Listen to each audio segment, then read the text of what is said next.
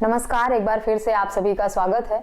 इस वीडियो के माध्यम से मैं एक ऐसा जजमेंट आप लोगों के साथ शेयर करूंगी जिसमें पति ने अपनी पत्नी से मेंटेनेंस का दावा किया था। इस तरह से पत्नियां अपने पतियों से मेंटेनेंस लेने की हकदार हैं, उसी तरह पति को भी अपनी पत्नी से मेंटेनेंस पाने का हक अधिकार है।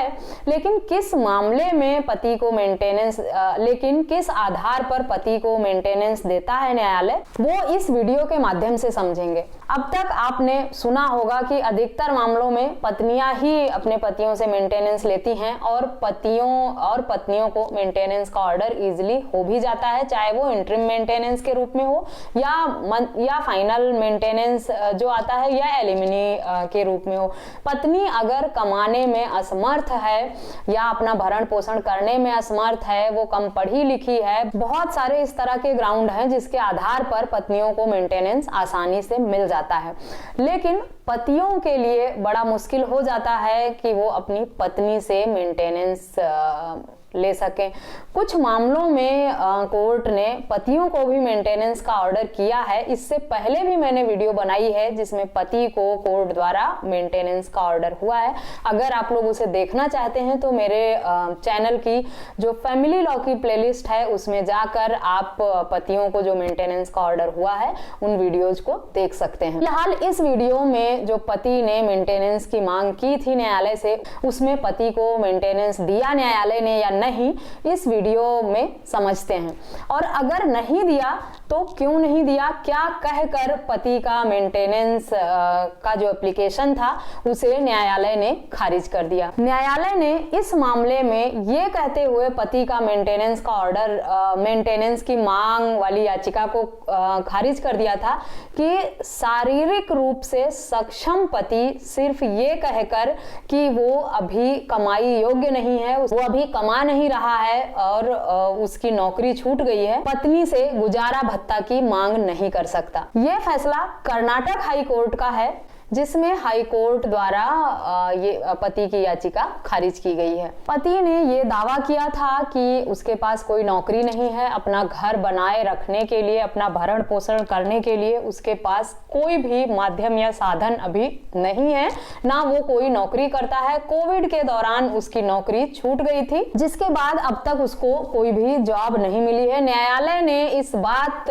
पर यह टिप्पणी की कि पति चाहता है कि वो अपनी पत्नी से भरण पोषण ले और बैठकर आराम से खाए, बहुत ही अनैतिक है। पति पूरी तरह से शारीरिक रूप से स्वस्थ है, किसी भी तरह की ना तो उसके अंदर शारीरिक दुर्बलता है ना ही मानसिक दुर्बलता है, यानी पति किसी भी तरह की शारीरिक या मानसिक बीमारी से पीड़ित नहीं है। न्यायालय का कहना था कि पति अगर शारीरिक या मानसिक रूप से सक्षम नहीं होता जॉब करने में, यानी किसी बीमारी से पीड़ित होता, तब वो ये दावा करने का हकदार था।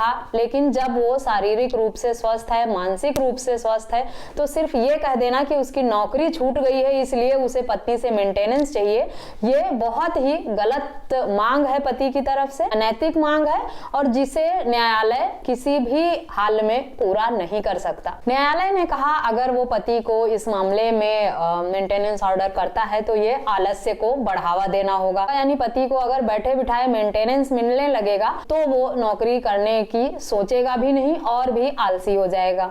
न्यायालय ने इस मांग को पति के गलत आचरण का भी हवाला दिया। न्यायालय ने कहा कि क्योंकि पति किसी भी तरह से अक्षम नहीं है शारीरिक मानसिक रूप से, इसीलिए उसे मेंटेनेंस का ऑर्डर देने का जोखिम नहीं उठाया जा सकता। ये अधिनियम की धारा 24 के भावना के लिए एक अभिशाप साबित होगा। न्यायालय का कहना था कि अगर इस तरह का ऑर्डर दिया जाता है तो ये बहुत ही गलत ऑर्डर होगा, क्योंकि पति में किसी भी तरह की कमी नहीं पाई गई है। सिर्फ पति ने ये दावा किया है कि उसके पास नौकरी नहीं है, सिर्फ इस आधार पर वो पत्नी से मेंटेनेंस नहीं ले सकता है। पति तब तक अपनी पत्नी से मेंटेनेंस की मांग नहीं कर सकता है जब तक वो अपनी किसी भी तरह की शारीरिक या मानसिक अक्षमता को न्यायालय के समक्ष पेश ना करे। कोई ऐसी डिसेबिलिटी जो उसे नौकरी ढूंढने और करने के लिए अक्षम बनाती हो, यानी पति अगर इस तरह से पीड़ित हो किसी शारीरिक या मानसिक बीमारी से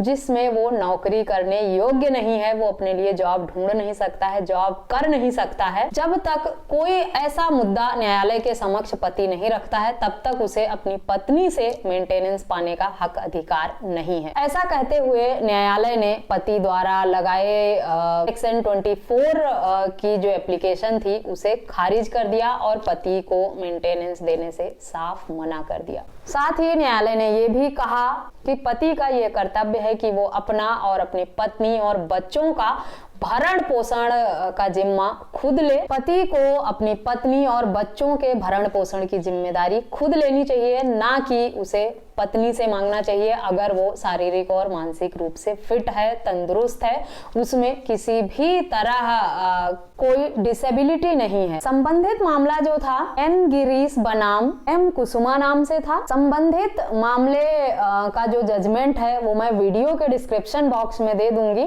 जिसे अगर आप पढ़ना चाहें और डिटेल में इस मामले को समझना चाहें तो वहां से डाउनलोड करके पढ़ सकते हैं और समझ भी सकते हैं।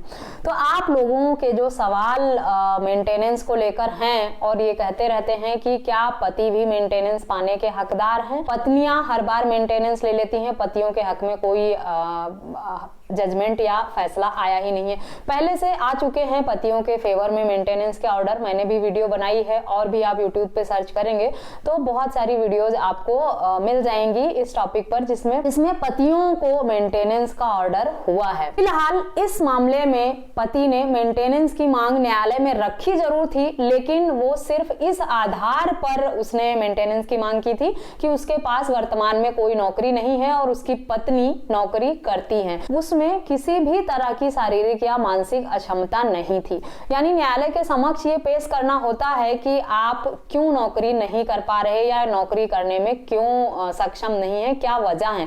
अगर न्यायालय को वो वजह तर्कपूर्ण लगती है, सही लगती है, पति में किसी भी तरह की बीमारी है, शारीरिक या मानसिक, पति पत्नी की जिंदगी एक दूसरे से जुड़ी ही होती है और एक दूसरे के साथ जीवन यापन करना, साथ निभाना और मदद करना उनका कर्तव्य होता है। अगर पति में किसी भी तरह की बेबसी देखी होती न्यायालय ने कि वो मजबूर है और किस मजबूरी के तहत नौकरी नहीं कर पा रहा है, तो न्यायालय का जो फैसला है वो पति के फेवर में जरूर होता। लेकिन सिर्फ ये कह देने से कि मेरे पास नौकरी नहीं है इसलिए मैं बीवी से मेंटेनेंस लेना चाहता हूं, न्यायालय आपको मेंटेनेंस नहीं करेगा। आपको ये बताना पड़ेगा कि नौकरी ना करने के पीछे वजह क्या है, क्यों नहीं नौकरी मिल पा रही। क्या आप चलने फिरने में असमर्थ हैं या आपको कोई इस तरह की मानसिक बीमारी है जिसकी वजह से आप जॉब नहीं कर सकते, या किस वजह से आप नौकरी नहीं कर पा रहे हैं। कोई ऐसा रीजन या कोई ऐसा ग्राउंड जो वैलिड हो, न्यायालय को लगे आपके समक्ष कोई ऐसी मजबूरी है जिसकी वजह से आप नौकरी करने में असमर्थ हैं। यहाँ कोई मजबूरी नहीं थी। न्यायालय हालातों को, तथ्यों को देखते हुए ही फैसला करता है। आप न्यायालय के समक्ष जो भी सबूत देते हैं उसी आधार पर ही आपके फेवर में फैसला आता है। ये जजमेंट आप लोगों के साथ शेयर करने का मकसद सिर्फ इतना है कि पतियों को भी मेंटेनेंस मिलता है और वो मेंटेनेंस की मांग भी करते हैं, लेकिन पति को किस ग्राउंड पर मेंटेनेंस मिलता है और किस तरह से आपको अपने केस को न्यायालय के समक्ष रिप्रेजेंट करना है कि आपके हक में फैसला हो, या कब आप अपनी पत्नी से मेंटेनेंस पाने के लिए न्यायालय के समक्ष अर्जी लगा सकते हैं, क्या एलिजिबिलिटी है उसकी और किस आधार पर न्यायालय फैसला देगा, वो इस जजमेंट के माध्यम से पढ़कर समझकर आप लोग जान सकें। बेवजह आप अपना समय और एफर्ट खराब ना करें। आशा करती हूँ ये जजमेंट आप लोगों के लिए बहुत यूजफुल होगा। जजमेंट का लिंक मैं वीडियो के डिस्क्रिप्शन बॉक्स में दे दूं तो आप वहां से डाउनलोड करके पढ़ सकते हैं, और अगर आपका मामला भी इसी तरह का है या इसी तरह से संबंधित है तो इस जजमेंट का आप यूज भी कर। इस वीडियो में बस इतना ही। इस तरह के किसी अन्य टॉपिक पर अगर आप जानकारी चाहते हैं तो मुझे ईमेल, व्हाट्सएप या कमेंट करके पूछ सकते हैं, या मेरी वीडियोज में किसी भी तरह की इंप्रूवमेंट चाहते हैं, कुछ भी सलाह या सुझाव आप देना चाहते हैं तो आप दे सकते हैं मुझे। इस वीडियो में बस इतना ही। मिलते हैं नेक्स्ट वीडियो में, तब तक के लिए थैंक यू एंड बाय।